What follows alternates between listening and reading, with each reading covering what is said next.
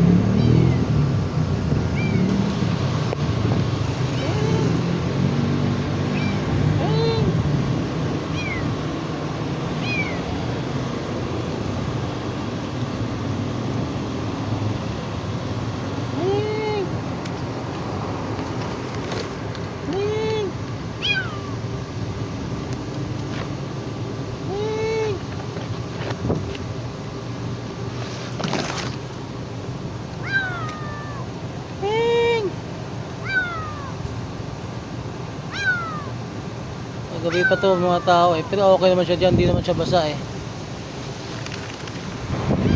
Ano yung mga pusa mga tao doon, okay naman siya doon. Makapal naman yung halaman na nakakubli sa kanya. Kukunin ko sana eh. Ito na, yun na, lumabas na siya oh. Ming! Ming! At lakas ng hangin mga tao dito oh. Grabe. Pero lumabas na daw yung bagyo kagabi. Mga 10. Naglandfall na sa Aurora. 'Yun ang sabi ng taga-ulat ng panahon. Puro kalat dito mga tao. Kita mo na. Basahan pa ng ulog. Daming basura din. Yan, retira na basura yan mga tao, yung pinagkainan. Ito talaga, dahon talaga yan. Yan ay mga dahon mga tao. Galing yan dito. Saka doon. Saka dyan. Tubig yan eh. Hindi galing doon sa taas. Grabe yung lakas ng hangin talaga mga tao. Mag-iingat pa rin tayo yung mga malalapit sa mga puno. At siyempre may posibilidad kasi na bumuwal, diba? Kaya manatiling mag-iingat lagi mga tao.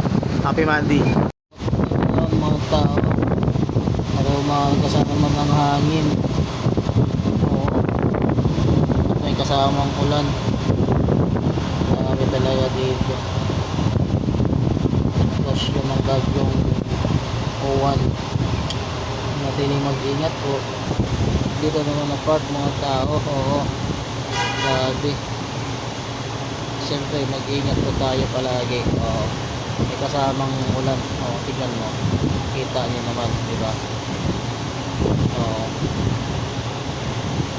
Kaya mag-ingat po.